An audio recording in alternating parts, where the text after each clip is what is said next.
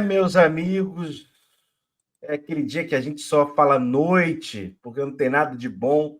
Juventude 2, Vasco 0, um jogo que a gente comete um pênalti e o mais vascaíno que defende o clube não pôde falar nada. Foi penal do Piton, bolinha na mão, alta. Velho Nena vai lá, frio como é, bate 1-0. O Vasco tenta se recuperar, tenta se reerguer, mas num contra-ataque bem feito pelo Juventude, e numa falha do nosso lado esquerdo, Piton, Lucas Freitas, Nuno. Juventude chega ao 2-0 com menos de 20 minutos do primeiro tempo. E um Vasco, tanto no primeiro tempo quanto no segundo, estéril, com uma posse de bola superior, mas sem levar perigo para o time de Caxias do Sul e ao goleiro Jandrei, que a gente sabe que não é um dos melhores desse campeonato brasileiro. E para piorar, além dos erros individuais dos jogadores do Vasco hoje, o técnico Fernando Diniz aprontou o que a gente chama de loucurada, maluquice, ali por volta dos 10 minutos. A tiragem de Verratti era natural, até o Thiago Mendes também não estava fazendo uma grande partida, poderia sair, mas aí ele bota GB e DVD, isso é.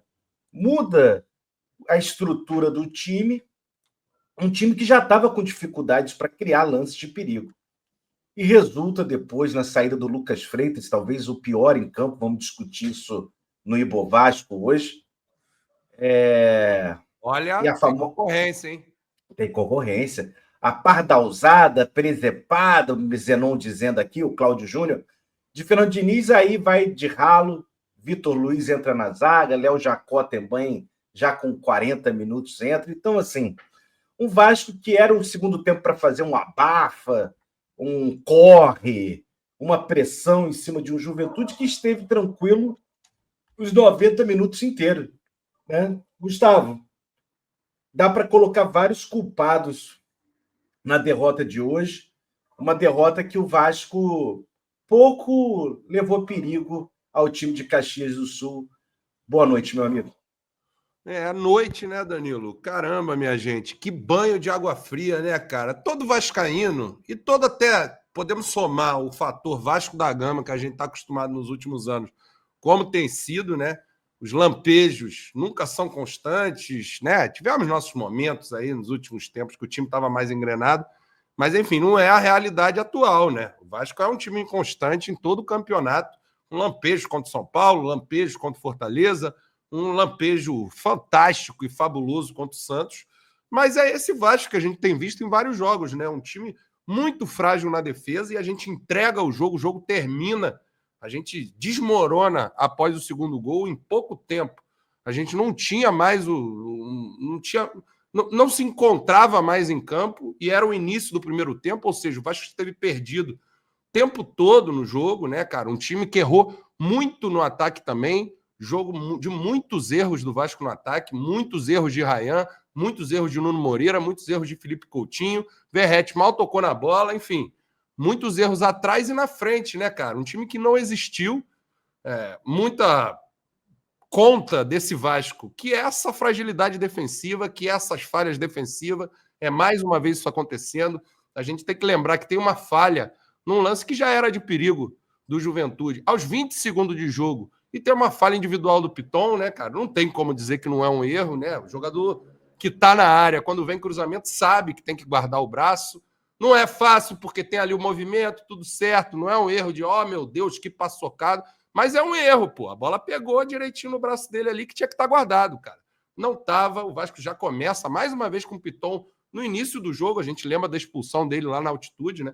Início do jogo, botando o time em risco. E logo depois tem um lance que o Piton mais uma vez está involucrado, porque dá uma opção de passe que estava passando nas costas dele.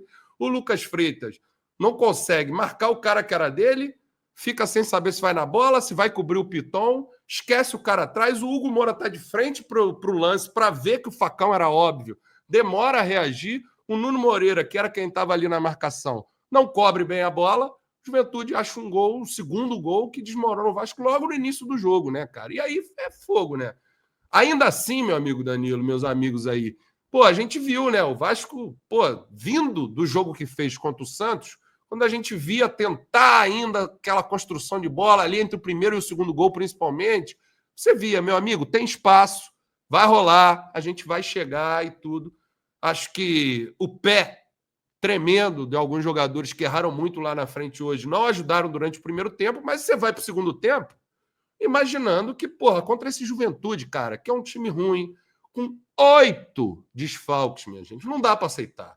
8 desfalques com o time do Juventude, porra, a gente não consegue fazer nada, e aí quando você acha que ainda dá para construir alguma coisa, todo mundo pedia substituição, tirar o Verrete, botar o GB, botar o DVD, quem quer que seja, a gente ia estar tudo bem com o Fernando Diniz, porque era o que muitos pedíamos. A gente analisava o jogo do Verrete é um debate atual do time do Vasco, especialmente depois do 6-0, só se falava disso, só que, porra, ao mesmo tempo, o Diniz vai pra loucura total, cara. E uma loucura assim, cara, não tem como...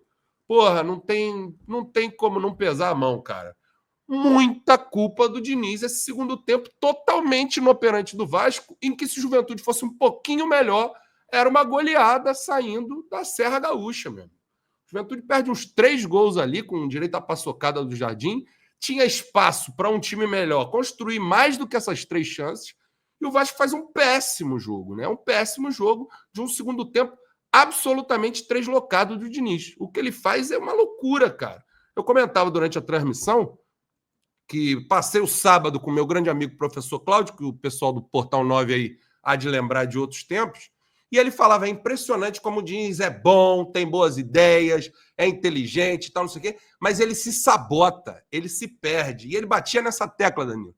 Se sabota, parece que se sabota, e parece que é isso mesmo, cara. Até as substituições assim, do DVD, que foi muito bem, arrebentou contra o Santos, fica difícil de analisar. O GB tendo de novo uma oportunidade desde a altitude contra o Del Valle, muito complicado de apontar dedo para esses jogadores, porque o time simplesmente desmantelou. O time já não estava bem, mas você sabia ali as posições que cada um estava tentando exercer, as coberturas que poderiam estar sendo falhas, mas que cada um estava tentando fazer.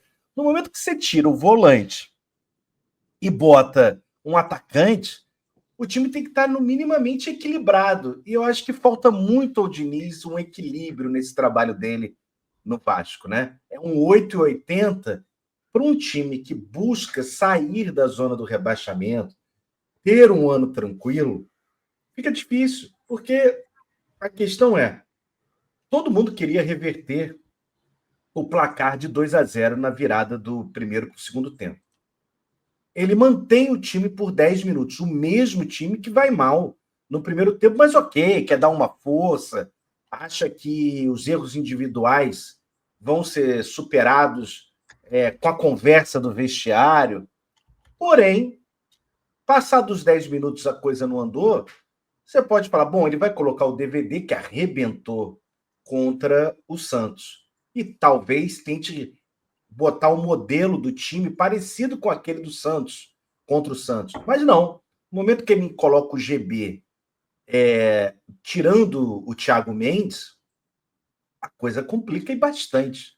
Porque o time não consegue mais chegar ao ataque, não consegue roubar bola, não consegue construir jogadas. O Vasco fica uns 20 minutos com o Juventude levando mais perigo que o Vasco. E a posse de bola estéreo, né?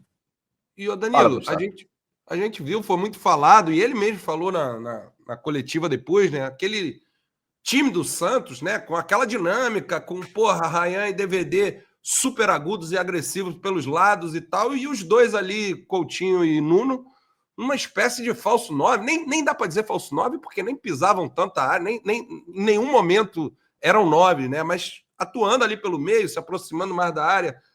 Aí ele bota o GB, cara, de falso 9. Vocês repararam nessa porra? Uhum. O GB o tempo inteiro ali chegando para receber de costas ali no entrelinha de uma loucura, cara, de camisa 10. Concordo. Acho que o time todo se desmontou individualmente, foi muito mal. Nesse momento, adentra o recinto João Mirante. João Mirante, você tem 1 minuto para dizer como é que o Vasco, a formação tática que o Vasco terminou a partida com Léo Jacó no meio, GB de falso 9, Coutinho de primeiro volante. A responsabilidade é sua de tentar decifrar o que Fernando Diniz tentou aprontar para reverter o placar em Caxias. Boa noite, meu amigo. Boa noite, Danilo. Boa noite, Gustavo. Boa noite, galera aí do chat. Cara, que loucura, né? Não é inacreditável porque você é Vasco da Gama, você sabe que é perfeitamente crível. Tudo é possível. Tudo é possível depois de um 6-0. O Vasco destruir aí esse bom momento que conseguiu construir com menos de 30 segundos de partida, né? Eu acho que começa o erro, para mim, na escalação já. Não faz sentido, depois da atuação que a gente teve, você não tentar dar uma confiança para essa formação, para esses jogadores, para o próprio DVD, que, porra, fez o que fez, aí vai para o banco. E para voltar um Verratti que se tivesse em boa fase técnica, você até entenderia, mas não é o caso, né? E a gente viu um time que se encaixou melhor sem ele, que teve mais mobilidade, que conseguiu mais tabelas, que, enfim, que mudou o seu jogo de explorar tantos cruzamentos, né? Que às vezes é muito condicionado por essa presença do Verratti. E aí ele já começa, o Diniz, de alguma forma, colocando a sua teimosia acima da realidade, né? Ele vai resgatar o Verratti, que é o capitão, que é importante e tudo mais. Dito isso, na escalação, a gente ainda teve a baixa de última hora do PH, que é um problema, uma baita né? baixa. Porque o PH é o único jogador confiável do sistema defensivo do Vasco. Todos os outros não são. Ele e Léo Jardim. E Léo Jardim. Piton não é, os zagueiros não são, o Hugo Moura improvisado não é, enfim. E aí, cara, beleza. Aí você optou por essa escalação, brigando ali, na minha visão, um pouco com a realidade, mas aí começa o jogo. Aí tu faz um pênalti com 20 segundos, né? Aí um pênalti, cara, que o Piton chega com uma postura ridícula para bloquear o cruzamento. Braço aqui? O que esse braço está fazendo aqui, cara? O cara, pô, já é profissional há algum tempo. Não é essa coisa, vai tirar o braço para jogar. Não, aquilo é jogada clássica do lateral chegar com o bracinho para trás. E ele chega ali do jeito que chega, pulando, atabalhoado. Eu senti, João, que o jogador do Juventude, ele atrasou um pouquinho a passada, e aí o Piton ficou com o braço exposto. Ele tinha baixado, e aí o movimento fez com que o braço ficasse exposto, e aí babou. Aí faz o gol o Nenê, né? Essa expectativa que a gente já tinha, já é o começo do jogo. Nena faz o gol, nem comemora, em respeito ao Vasco da Gama, deu até uma declaração bonita no intervalo. Olhos marejados? Declaração bonita seria bater para fora, né, Nena? Mas tudo bem. Aí ele faz o gol. E o Vasco, né? O jogo já se desenharia do Vasco com a bola e o Juventude tentando seu objetivo vertical ali, roubar a bola e conseguir em velocidade e tal. E aí faz o segundo gol assim, né? Roubando uma bola ali numa meia pressão, não era nem uma pressão alta, uma bola que sobra ali. E o cara liga muito bem nas costas do Freitas, que em vez de acompanhar, tenta antecipar e dar o corte. E aí fica deitado de bunda no chão enquanto o Talhari faz o 2-0. E aí, cara, ficou muito confortável o jogo para o Juventude, né? 2-0 no placar, jogando em casa, deu a bola para o Vasco, né? Ali, o Vasco cruzando bola, não conseguiu produzir grande coisa ofensivamente. E aí, o que eu pensei no segundo tempo? Pô, ele vai voltar com o time, né? Com o máximo possível, próximo ao time que jogou com o Santos, que era botar o DVD no Verratti e, de repente, o Thiago Mendes, que estava fazendo um joguinho burocrático, podia mexer nele também, botar, quem sabe, um Barros, né? Eu tinha essa expectativa, assim, ingênuo eu também, né? Até sugeri isso. E aí ele volta com o mesmo time, 10 minutos, e aí tem um lance que chama atenção no início do segundo tempo, que é o Vasco tocando a bola, um papo de uns 4 minutos, pra cá, vai lá, vai cá, e termina num cruzamento completamente improdutivo na área. E aí o Diniz decide fazer as mudanças, finalmente. Só que aí, ele, ao invés de fazer o simples, ele faz o que faz, né? Tira o Thiago, bota o GB e tira o Verratti e bota o DVD. DVD numa ponta, Verratti Verratti não, a dupla ali na frente, GB e Coutinho, na direita o Ryan, e por dentro ele recua o Nuno Moreira, né? E aí começa já umas loucuras, e o Vasco Real, que não jogou bem em nenhum momento, e o Juventude, por sua vez, troca o Nenê, velho, troca os outros jogadores e renova o gás. Começa a conseguir pressionar um pouquinho, manter o Vasco com a posse de bola mais longe, e o Vasco parecia que queria bater o campeonato de posse de bola também no jogo, né? Não estava com uma urgência de quem está perdendo e quer buscar o resultado. E aí vem a outra improvisação doida, né? Que é o Vitor Luiz ali na vaga do Freitas, que realmente fazia uma partida trágica. Mas aí eu falo, para que leva o Luiz Gustavo? Então tira da relação, né? Se vendeu o moleque, ele tá lá na relação, aí entra o Luiz. E aí. E o Lucas Oliveira lá no banco também, né, Ju? Pois é. Não, e aí, além de expor uma noite. O Diniz, eu acho que ele expôs o Verratti, ele comprou uma briga com a realidade que ele não precisava comprar, e ele ainda, no final da noite, termina expondo todo o nosso planejamento porco, que faz com que o Vasco fique com uma linha defensiva no final, com Puma, Hugo Moura improvisado, Vitor Luiz improvisado e Lucas Piton. E que doideira, né, cara? Que loucura que termina o jogo. E a gente, às vésperas do nosso aniversário, imaginando aqui que podia ser um momento de alguma esperança, de alguma boa sequência, já toma essa pedrada na cabeça com 30 segundos, toma uma outra lá com 15 minutos e perde sem espernear, nem no Alfredo Jaconi. Perdeu ali com o jogo absolutamente controlado pelo Juventude, ainda que sem a bola, né? Deixou a bola com o Vasco e o Vasco nada fez. Mas vamos de Bovasco, tem Bovasco na tela aí, ó. Deixa eu dar uma olhada como é que tá o Vasco da Gama aqui, ó. Que loucura essa oscilação com o Diniz, né, cara? Eu acho que isso mostra a falta de equilíbrio do time, né? Que loucura, cara. Que parada, minha gente. Aí. Deixa eu ver como é que tá o nosso Pablo Verratti. Ai. Ô, Piratolas. Piratolas. Piratolas. Nosso Piratolas. Caraca, a coisa tá feia pra você, Piratola. O povo tá puto, cara. Sacanagem, né? É foda, cara. Pô, um banquinho tu não ia reclamar, né, cara? Eu tô ligado que tu não ia reclamar. Tu ia entender, pô. O que mais vocês querem ver? Querem ver alguma coisa? Quero ver o Hugo Moura nessa nova função de zagueiro aí. Como é que tá a curva do nosso Hugo Moura? Meti um Ryan ali, vou botar o Hugo Moura aqui. O Moura mantém uma certa constância ali, né? Mas ele sempre ganhava uns pontinhos, né? Ali Exato. Naquela fase final com o Carille, ó, com o Carille. Até com o Felipe, ó. Não, com o Felipe ele despenca violentamente. Como todo time também, né? Ele destrói. Mas o Hugo Moura acho que foi um dos que mais caiu, cara. Foi bizarro com o Felipe. Aí, volta a fazer bons jogos aqui, ó.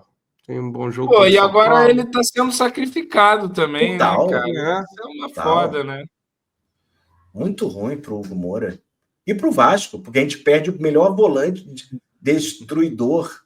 A gente perde o nosso melhor volante que combate ali. Sei lá.